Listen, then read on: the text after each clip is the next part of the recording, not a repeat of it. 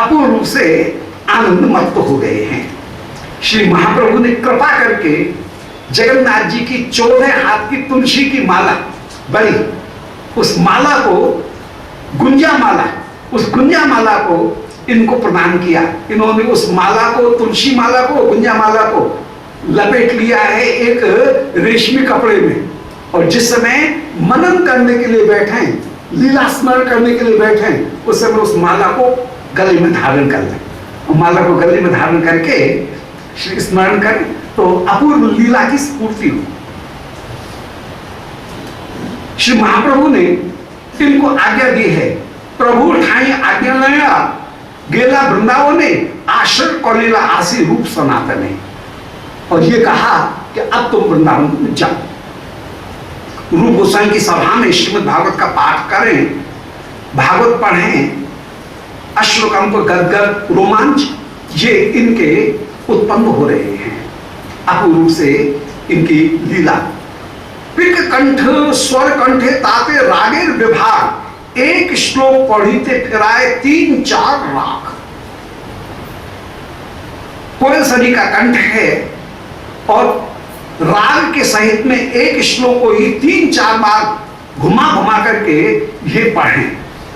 श्री महाप्रभु ने जो इनको आदेश दिया, उस आदेश का पूरी तरह से पालन कर रहे हैं। जब पिता समाप्त हो गए, महाप्रभु मिले, महाप्रभु के पास में 8 महीने रहे, 8 महीने रह करके महाप्रभु के आदेश से ये फिर वृंदावन आ गए, और वृंदावन आकर के रूप सनातन के पास में रहे। वृंदावन में रहनी कैसी, श्री गोविंद ही इनके प्राण धन होकर के विराजमान। तो गोविंद चरण कही आत्मसमर्पण, गोविंद चरणारविंद या प्राण धन, निज शिष्य कही गोविंद मंदिर पराइला। जयपुर के जो राजा थे वे इनके शिष्य थे, मानसिंह जी। तो उनसे विशेष रूप से कह करके इन्होंने लाल पत्थर को वृंदावन में मंगवाया। उस समय लाल पत्थर का प्रयोग केवल सरकारी इमारतों में होता था, परंतु राजा से विशेष आदेश उन्होंने प्राप्त किया, और अकबर का राज्य था उस समय। वृंदावन आया, जो पत्थर थे, पत्थर आकर के कहीं डाले गए, इसलिए उस स्थान का नाम पत्थरपुरा पड़ा। आज जो पत्थरपुरा है वो गोविंद जी के मंदिर के पत्थर वहां पर खले थे, इसलिए उस स्थान का नाम पत्थरपुरा पड़ा। तो बाद में उन्हीं पत्थरों से श्री गोविंद जी का मंदिर, योगपीठ, उसकी रचना हुई। फिर मानसिंह जी उनसे कहकर के श्री गोविंद देव जी के वंशी, मकर कुंडल, इन सबों की इन्होंने रचना करवाई, और 1555 में श्री गोविंद देव जी का मंदिर बनकर के तैयार हुआ। गोविंद देव जी के मंदिर के कई शिलालेख हैं, उनमें उनके जो मुख्य बनाने वाला है उसके नाम, पूरी उसकी कई 3-4 शिलालेख हैं, उससे गोविंद देव जी का मंदिर कैसे बना उसकी एक पूरी व्यवस्था सामने आती है। ग्राम्य वार्ता सुनते नहीं है, जिह्वा से कभी कहते नहीं है, कृष्ण कथा, कृष्ण पूजा, अष्टप्रहर करते हैं। किसी वैष्णव की निंदा नहीं करना, ये इनका नियम है। किसी के साथ में झगड़ा नहीं, कोई निंदा कभी नहीं करेंगे, कृष्ण भजन मात्र करें। महाप्रभु दत्तमाला स्मरणे काले प्रसाद पड़ाए सहर बाधिलेन गले। महाप्रभु की जो माला है उसको गले में डाल करके विराजमान हो।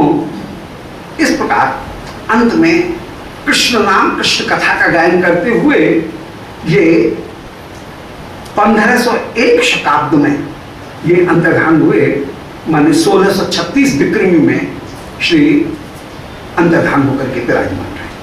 श्री रघुनाथ भट्ट गोस्वामी की बहुत महिमा, उन्होंने श्रीमद् भागवत और श्री रूप सनातन, उनको भी श्रीमद् भागवत श्रवण कराई।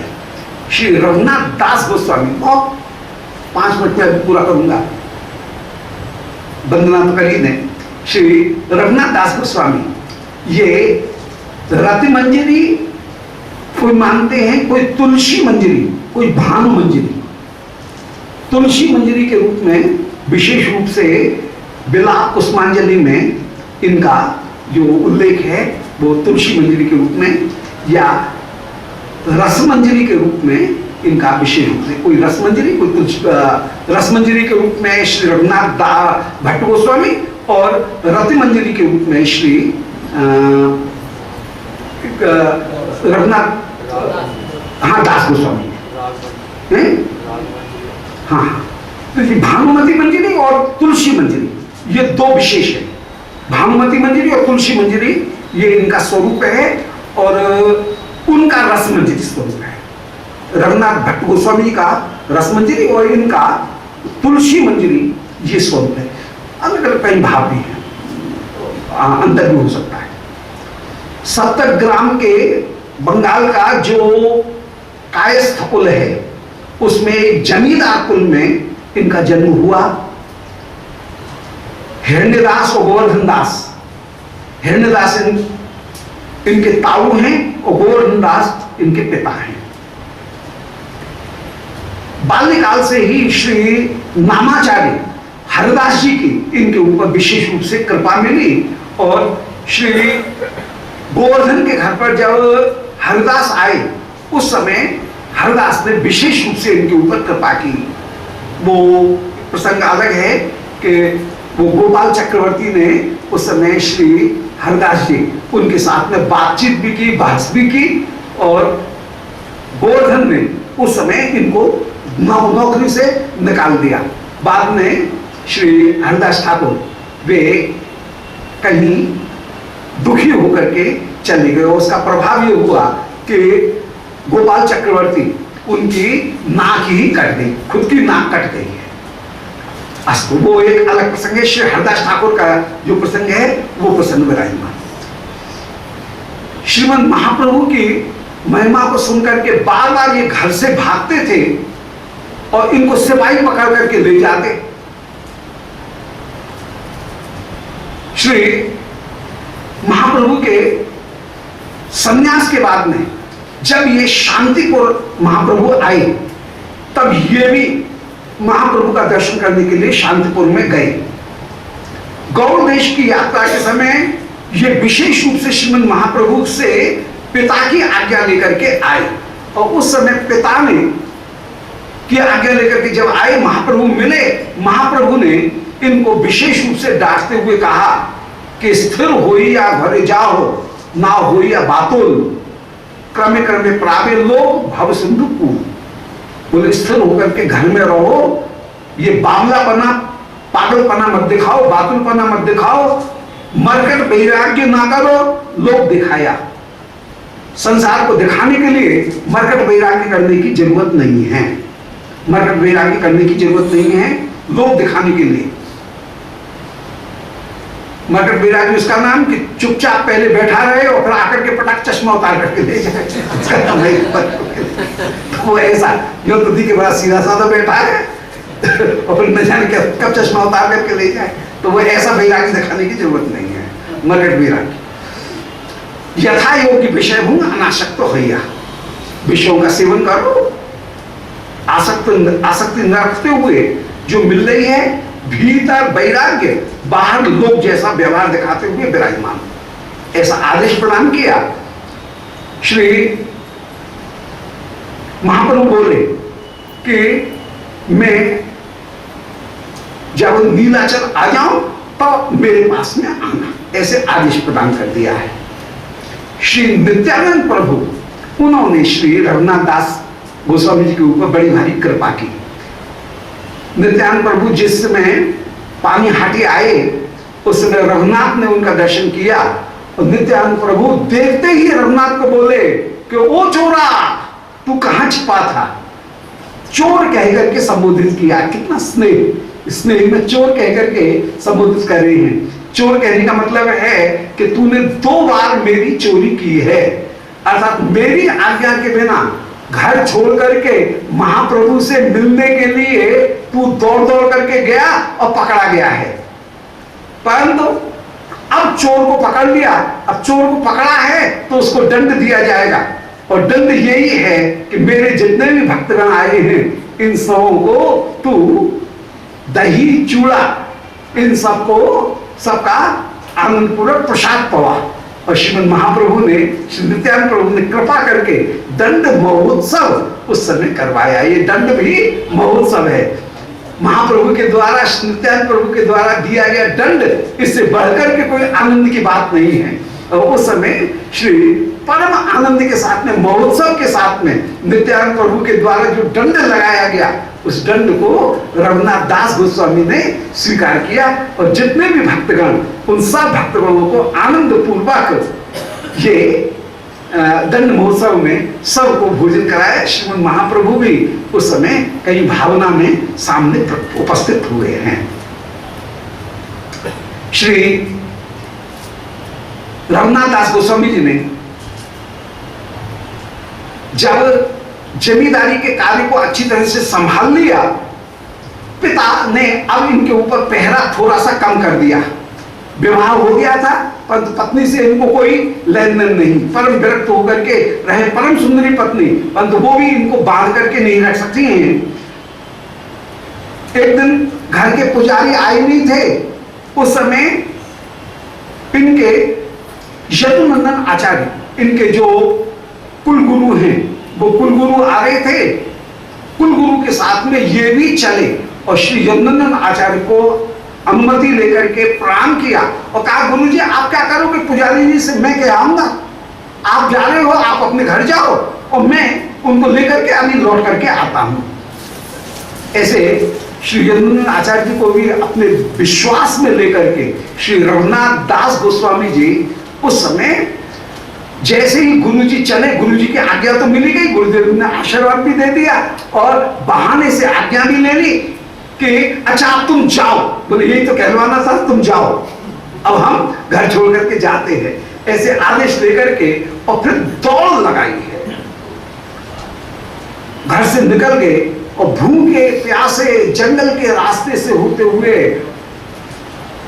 बड़े कठिन में दौड़ लगाते हुए ये श्री महाप्रभु के पास कई दिन में जाकर के पहुंचे।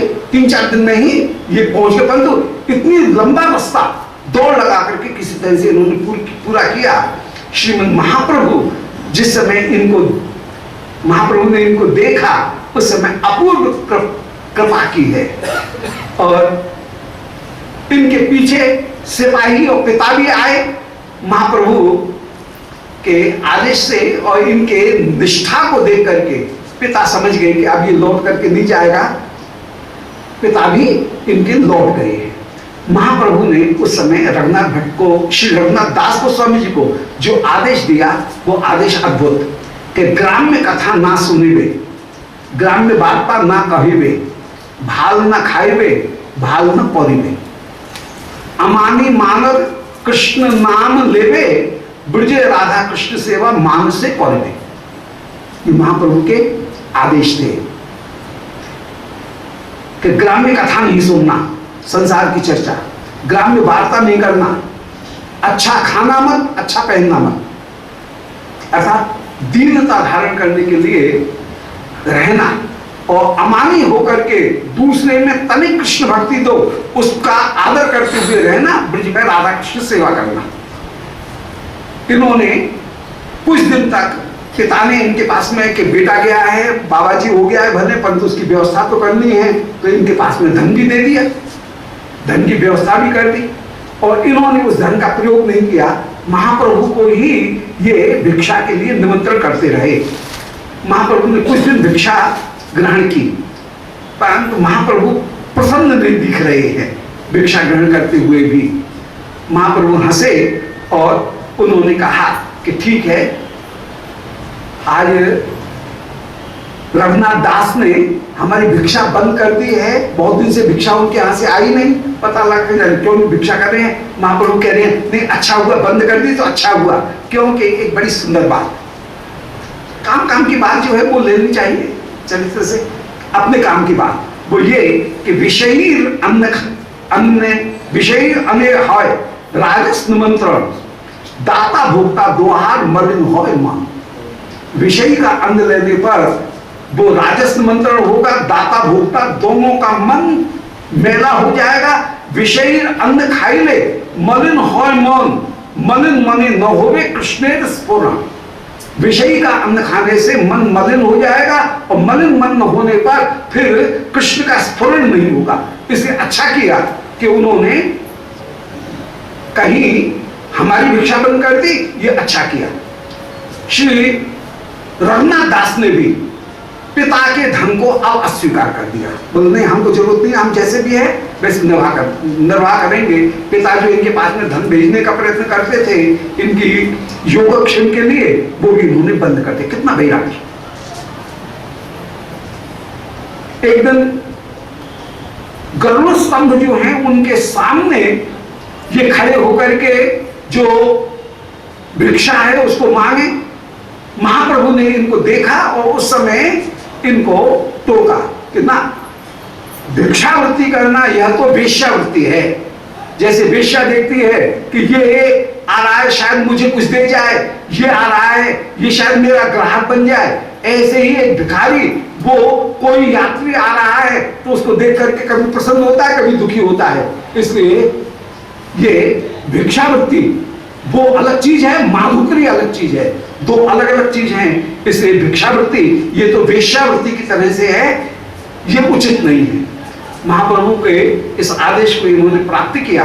कितना वैराग्य कि कहां पे कितने राजा हैं, राजा घर के, और कहां ये रसोई की जो मोरी आए जहां पर धुलाई आए उसमें बहकर के जो अन्न आए उसको बटोर करके ये खाएं।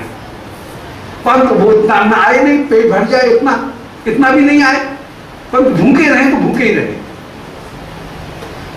जो अन्न कोई खाए नहीं, जिसको कलिंगा गाय भी नहीं खाए, देशी गाय तो खाना बड़ी दूर है, कलिंगा गाय भी नहीं खाए, उस सड़े हुए अन्न को जगन्नाथ जी के प्रसाद को ये ले आए और उसको धो करके उसका गला जो भाग है उसको तो कई बार पानी से धो करके बहा दें और भीतर का जो कड़ा चावल का अंश मिले उसको रखें। और एक दिन ये भोजन कर रहे थे, महाप्रभु आए और महाप्रभु ने इनके हाथ से छीन करके और उस समय वो जो खाया, महाप्रभु जान गए इनके वैराग्य को देख करके महाप्रभु रीझ गए। क्या अपूर्व वैराग्य। फिर महाप्रभु ने श्री स्वरूप दामोदर के हाथ में इनको सौंप दिया ना, स्वरूप दामोदर इनकी भिक्षा की तुम व्यवस्था करोगे। श्री स्वरूप दामोदर उस समय इनकी व्यवस्था करें। महाप्रभु के अंतर्धान होने पर, स्वरूप दामोदर के अंतर्धान होने पर फिर भी ये श्री वृंदावन आए और वृंदावन आकर के श्री राधा कुंड में निवास करें। रूप गोस्वामी जी ने जिस समय ललित माधव नाटक की रचना की, उस ललित माधव को सुनकर के रघुनाथ दास गोस्वामी को बड़ा विरह हुआ, मातृ विरह को सुनकर के। और जब उनकी ऐसी विकल दशा देखी, श्री रूप गोस्वामी जी ने इनके भाव को परिवर्तित करने के लिए उस समय दान केल कौमुदी उस ग्रंथ की रचना की, जो युगल सरकार के परिहास में था। और उस परिहास में ग्रंथ को सुनकर के इनका भाव, विरह भाव समाप्त हुआ। और उस भाव पर परिवर्तन होने पर उल्लास का जब भाव आया, तब इन्होंने भी दान केल चिंतामणि और मुक्ता चरित्र, ये दो दिव्य ग्रंथों का रचना की, जिसमें श्री युगल सरकार के परिहास की जो लीला है वो परिहास की लीला। श्री किशोरी जो मोती बोए, श्याम सुंदर भी मोती बोए, श्याम सुंदर के मोती तो मोती हो और श्री किशोरी जी बोए उसमें कांटे उत्पन्न हो। और उस समय किशोरी जो मोती खरीदने के लिए श्याम सुंदर के पास में आए और वो परिहास युगल सरकार को हो और कह रही है, बोल किशोरी जी ने मोती बोए और वहां पर मोती क्यों नहीं हुए? बोले ब्रज में मुक्त होना, मुक्ता ये कहीं दोष है, ब्रज में कोई भी मुक्त होना नहीं चाहता है। श्याम सुंदर तो मुक्ति दे दे, पर किशोरी जी के चरणों को जो ग्रहण करेगा वो कोई मुक्त होना थोड़ी चाहेगा। इसलिए किशोरी मुक्ता तो मुक्ति की भावना धारण करना, वो तो हमारे ब्रज में कांटा है, रागानुगा भक्ति में उल्टा कांटा होकर के विराजमान। इसलिए किशोरी जी ने जो मोती बोए उनमें कांटे उत्पन्न हुए, क्योंकि मुक्ति की अभिलाषा करना यह भजन भक्ति में, भगवत भक्ति में कांटा रूप होकर के ही विराजमान है। तो ऐसे लीला श्री अपूर्व रूप से कभी कोई सखी स्थली का श्री चंदावली जी के गांव का कोई दोना भी ला करके उसमें दही दे दे तो रघुनाथ दास गोस्वामी जी उस दोने को भी फेंक दें कि नहीं, हमारे राधा कुंड का दोना छोटा है, पत्ता छोटा है, परंतु छोटा सा ही हम कहीं प्रतिपक्षाओं के यहाँ का हम बड़ा दोनों क्यों ग्रहण करें। हमारे यहाँ पर जैसा है, हमारी यूथेश्वरी की महिमा कम नहीं होनी चाहिए। ऐसी जिनको अपूर्व रूप से महिमा, और श्री स्वामी भी जिनको कभी खीर खिलाए तो उनको अफरा हो जाए, तो उस समय सब अपूर्व रूप से आनंद। सब लोग कहें कि बाबा को हो क्या गए, कैसे कभी ये मठा के अलावा और चीज तो कभी खाए नहीं और आज खीर खाई है, गरिष्ठ कैसे, अफरा कैसे हो गया। तो समय श्री रूप गोस्वामी जी आए, सबको हटाया, और रूप गोस्वामी जी ने हृदय की जो बात है ददाती पुत्रहाती उसको प्रकट करते हुए विराजमान हुए। इस प्रकार मानसी सेवा के एक आदर्श को सामने रख करके श्री रघुनाथ दास गोस्वामी पाद ने रस की अपूर्व एक आदर्श, वैराग्य पूर्वक जो आदर्श वो प्रकट किया। उनके इस आज के इस द्वादशी के दिन श्री रघुनाथ दास गोस्वामी जी के श्री चरणारविंद की कोट कोट वंदना की जाए। इनके रूप रघुनाथ की कृपा के बिना इस रस पद्धति को कोई प्राप्त नहीं कर सकता है। बोलो श्री कृष्णदास कविराज गोस्वामी पाद की जय, श्री रघुनाथ भट्ट गोस्वामी पाद की जय, श्री रघुनाथ दास गोस्वामी पाद की जय। जय जय श्री राधे निताय गौर हरि।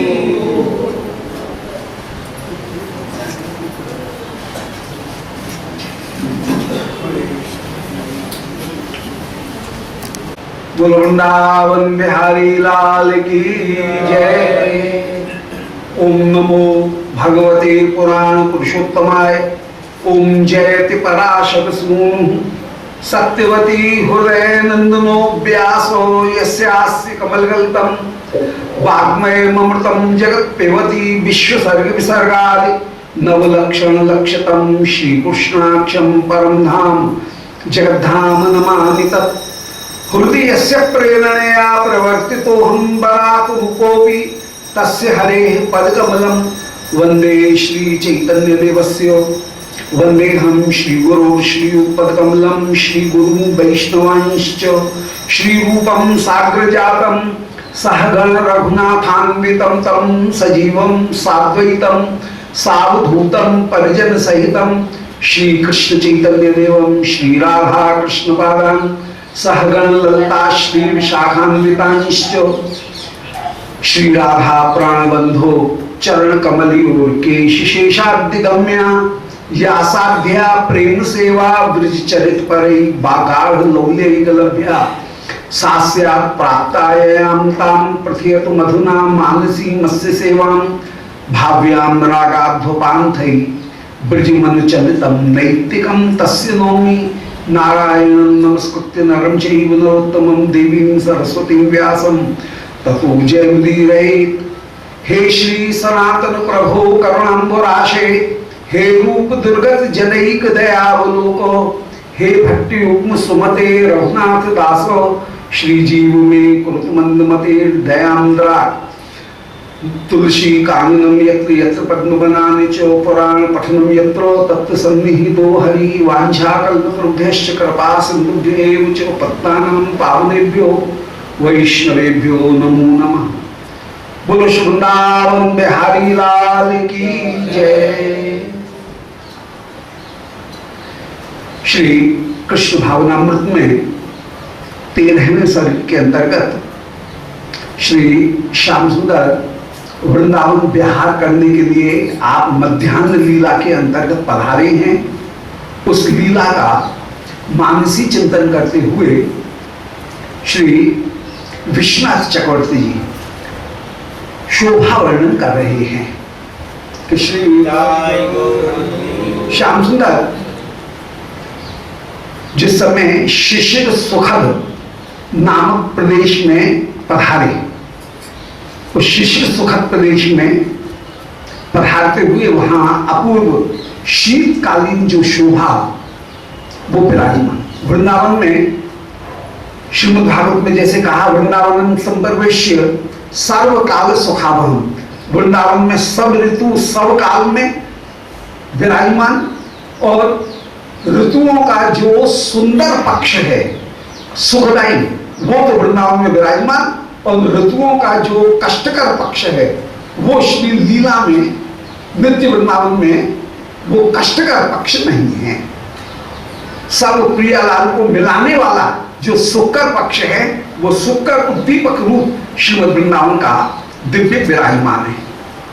श्री श्याम सुंदर शिशिर सुखद क्षेत्र में जिस समय पधारे, सूर्य उस समय दक्षिणायन से उत्तरायण हुए, मानो अपने पुत्र के पास में जाकर के हिम्मत समूह बटोर रहे हैं, और वे शिशिर ऋतु की सेना के साथ में पुनः युद्ध करना चाह रहे हैं। ऐसे उत्तरायण होकर के सूर्य विराजमान हुए। अभी तक दक्षिणायन थे, अब उत्तरायण सूर्य हो गए।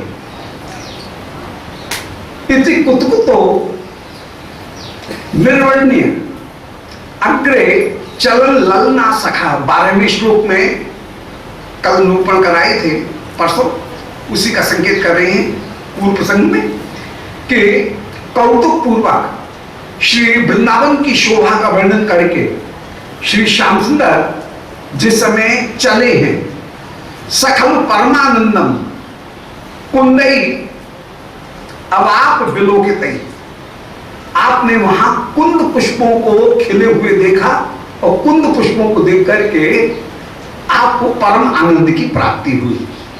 और कुछ कुंद पुष्पों को आप जो चुनने लगे व्यचनुत, और उन कुंद पुष्पों की जब माला बनाने लगे श्री किशोरी जी को सजाने के लिए, तो व्यचनुत यदा तानी, जब उनको आपने चुना, प्रेष्ठा प्रसादन कृत, और प्रेष्ठा परम प्यारी श्री विश्वानंदिनी श्री नुकुटेश्वरी रासेश्वरी निज प्राण प्यारी श्री किशोरी जी की सेवा करने के लिए, उनको सजाने के लिए जिस समय आपने उनको चुना, तब दर कृतम सास्यम चक्रे पुरोहित नाशकम, उस समय श्री कुंदलता ने दर कर व्रतम, हाथ का इशारा देते, ऐसे कहते हाथ का इशारा दे करके, दर कर कृतम, अपने हल्के से हाथ का झाला दे करके, और सास्यम अपना मुख जो है उसको थोड़ा सा प्रकूलित नासिकम, नाक सुकोड़ करके, ऐसे नाक सुकोड़ करके श्री कुंदलता ने उस समय अपने मुख को किया। इसका नाम है, इसको ही कहेंगे अनुभाव प्रकरण में उज्ज्वल नीलमणि में और विदग्ध श्री भक्त साम्य सिंधु में इसको वर्णन किया गया।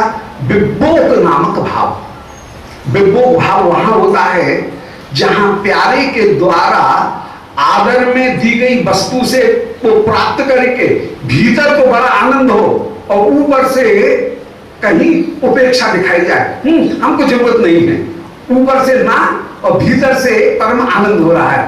तो प्यारे के द्वारा दी गई वस्तु का ऊपरी अनादर, उसका नाम है बिब्बोक। उस बिब्बोक भाव को श्री कुंदलता जी ने प्रकट कर दिया। मानो ये कह रही हैं कि हमारी सखी श्री राधिका कितनी कोमल, अरे इनकी सेवा, इनके लिए जो पुष्प हैं, ये पुष्प इतने कठोर, कुंद के पुष्प, इनकी क्या आवश्यकता है, इनको तो यदि सजाना हो तो जो सुंदर कोमल जो पुष्प थे, उन कोमल पुष्प के द्वारा ही इनको पियावास इत्यादि जो पुष्प हैं, उन पियावास जैसे कोमल जो पुष्प हैं, उनके द्वारा इनको सजाना चाहिए। सुंदर मालती जैसे कोमल जो पुष्प हैं, उन कोमल पुष्प के द्वारा इनको सजाना चाहिए। ऐसा कहकर के श्री कुंदलता ने थोड़ी सी नाक भौंस से कोड़ी, अपनी हाथ का इशारा दिया और नाक जो है उनको जरा सा सिकोड़ा। अब सखी कितनी मिली हुई हैं और श्री प्रिया के हृदय की बात को कैसा जानती हैं, इसको अच्छी तरह से ये सब सखी हृदय से एक होकर के मिली हैं, ये आगे दिखा रहे हैं। किमत दधती वक्त्रम राधे हृया स्मित मिश्रया वृतमपि घृणा व्यंजी स्वाली दृश्य ईक्षसे द्यमम इति गिरभृता पृष्ठा त्या स्वयं सहसानसा यद सबद तम कौंद्य गिरे स्फुटम ललता अभ्यधा। नाक बहुत सुरकोड़ी थी कुंदलता जी ने, उत्तर देना चाहिए था श्री राधिका को, राधिका उत्तर दे नहीं रही है, उत्तर दे रही